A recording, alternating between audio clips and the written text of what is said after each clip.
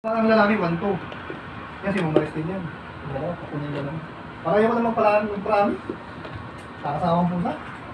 Dati, anak niya, siyam. Saan mo binigay? Bininta ko yung iba. Nagbibinta ko sa asawa ko. Dinala niya sa Magpusay, sa kaibigan niya. Nabinta. Nagbibinta niya ng 2,000. Pakinabalan.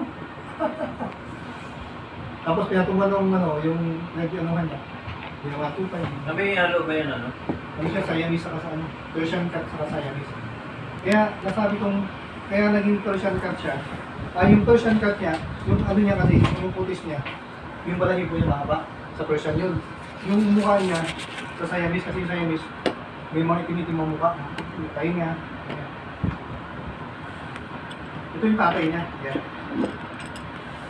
Ang tinira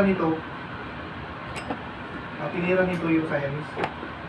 Tapos ito, Persian siya. Yung kay Mida nga, sa nang ginaya nga si Mida, wala sa kanya. Kapatid nito. Tawag ko sa kanya, itim-itim yung mukha. Wala kaya, pagising mo kayo ng umaga, ito, pumulupot ka dito, kung may puno. Mali, sabi ko, itong tali niya, dito ko siya tali sa loob.